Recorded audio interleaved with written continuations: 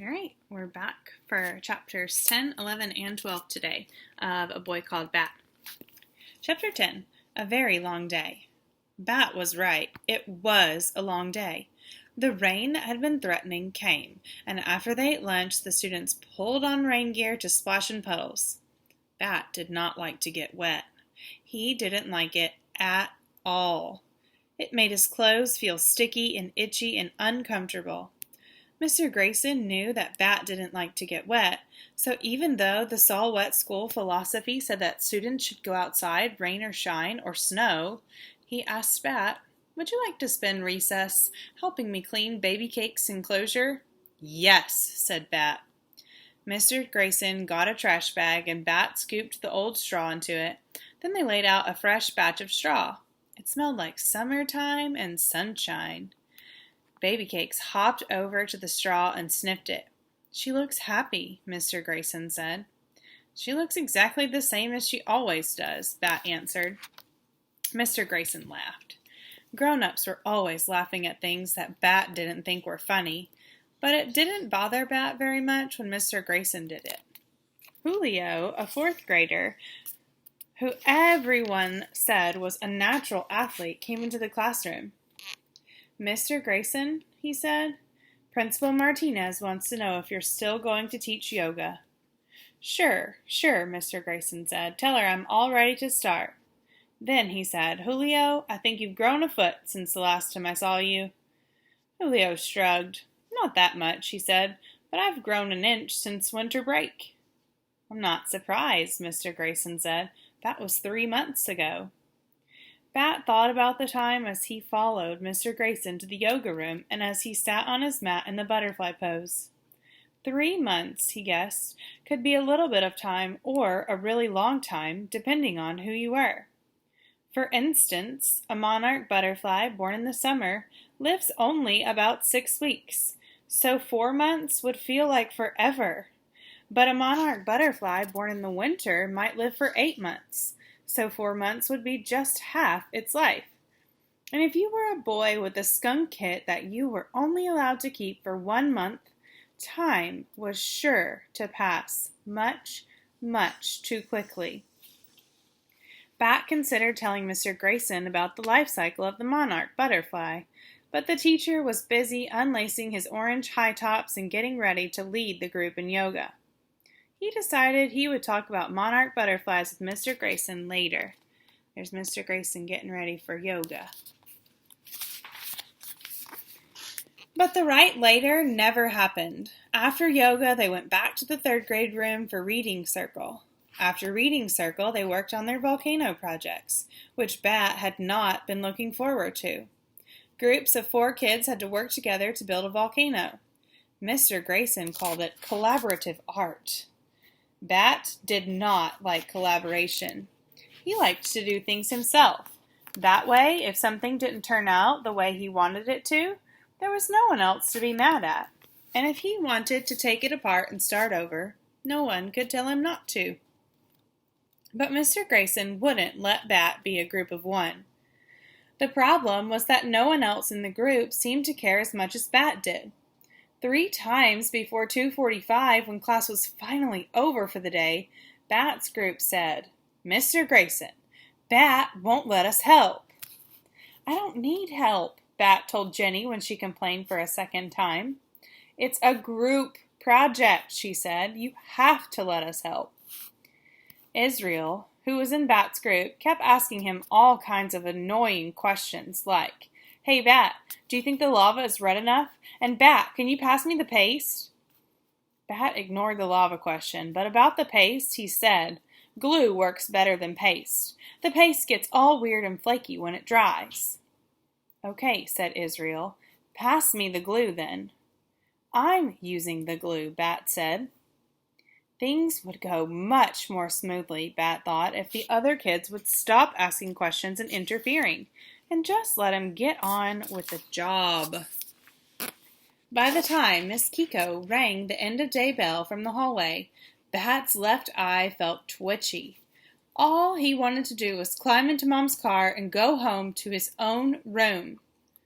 But When he walked outside, he didn't see Mom's burgundy station wagon. Instead, he saw Dad's yellow sports car, and he remembered with a heavy sigh that today was an every other Friday, and he wouldn't get to see his own room or the baby Kit for 3 long days.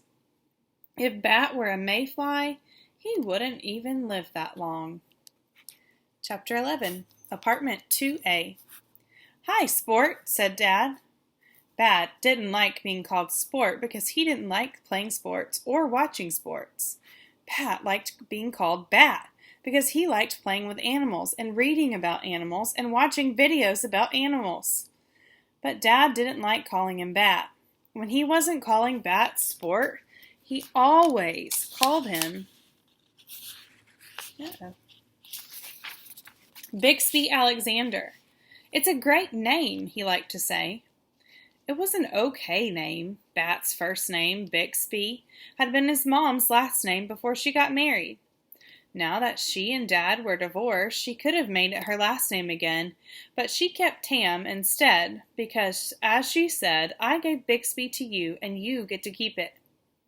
Bat's middle name, Alexander, was the same as his dad's middle name, and all 4 of them, Dad, Mom, Janie, and Bat, were Tams, even though they didn't all live together in one house.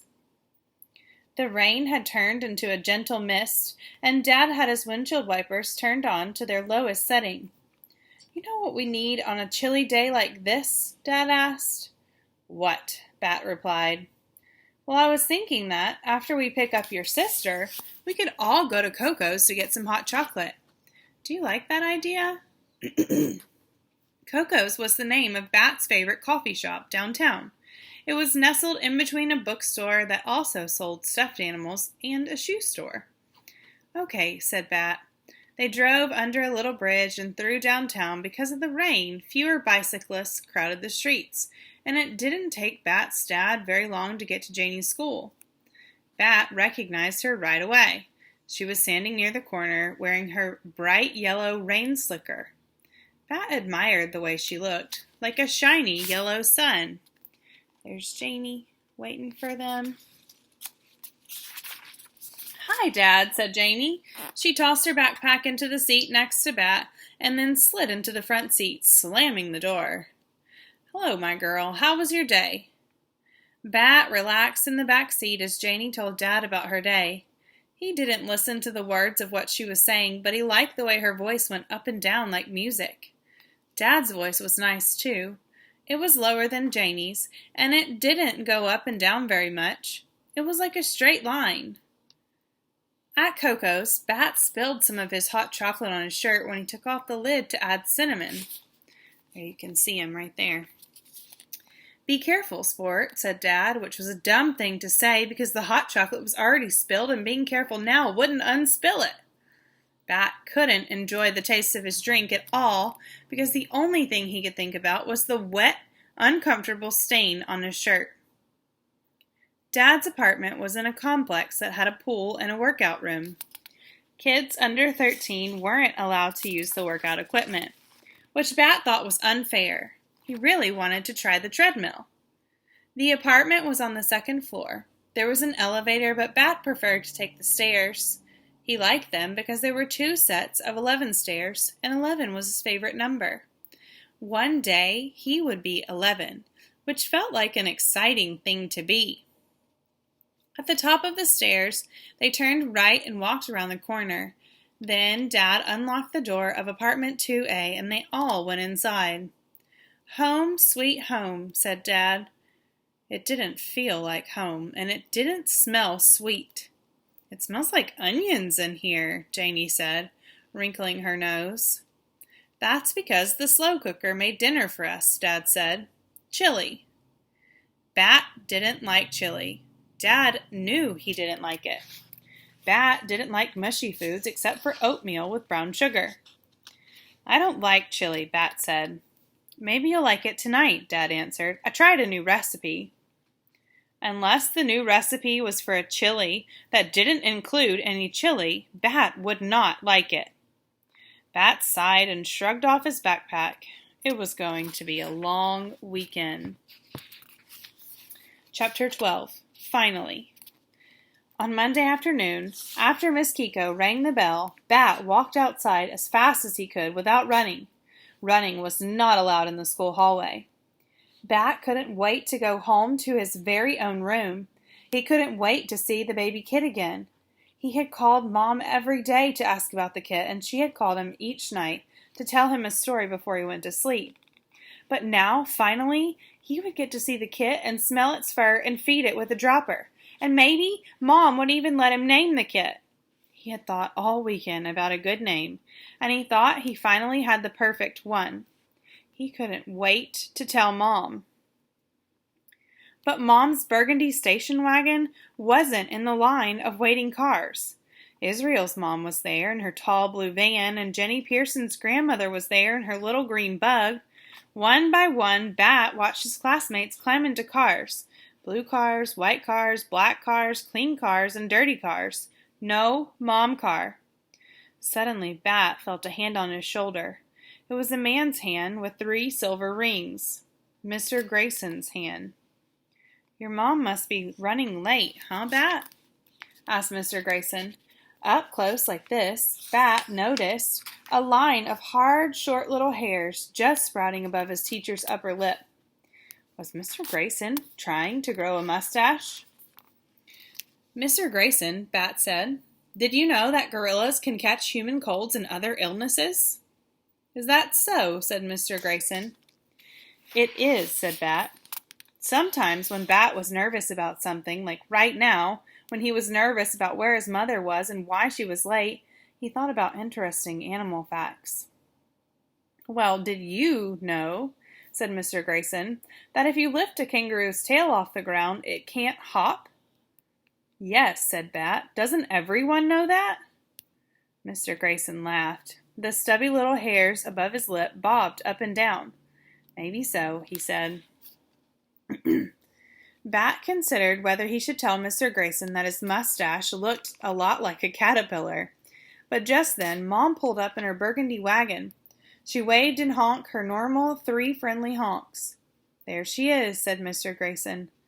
"I know," said Bat. "I can see her." Mr. Grayson sighed and rubbed his finger along his upper lip. "Okay, Bat," he said. "Have a good afternoon." He waved at Bat's mom before walking away across the parking lot to his own car. It was a little orange coupe, usually dusty but clean today because of the rain over the weekend. Bat opened the back door of the station wagon and climbed in, slipping out of his backpack before he shut the door. "Hello, Bat," said Mom. "Hello," said Bat. He buckled his seatbelt. "You're late." "I know," Mom said. "I'm sorry." She turned around from the front seat to smile at him. "I missed you," she said. Then she turned back around and started driving toward home. "I missed you, too," Bat said. "Dad made chili and wouldn't let me watch the Animal Channel because there was a basketball game, and Janie was busy all weekend practicing that song for her stupid play." Janie loved to sing and dance and act, and she was getting ready to audition for the role of Alice in Alice in Wonderland, her school's spring play. "Is she getting good at the audition song?" Mom asked. "I don't know," Bat said. "How is the baby kit? Is he at home?" "Yes," said Mom. "I set up an enclosure for him in the living room." "Like baby cakes enclosure?" "Not that big," Mom said. As they turned the corner onto their street, Plum Lane, Bat saw Janie up ahead on the sidewalk. He could tell it was her by the way her dark brown ponytail swung side to side. Her hair was thick and straight like a horse's tail, which was why Bat liked it, even though he would never tell Janie. All right, there's chapters 10 through 12. Hope you guys enjoyed.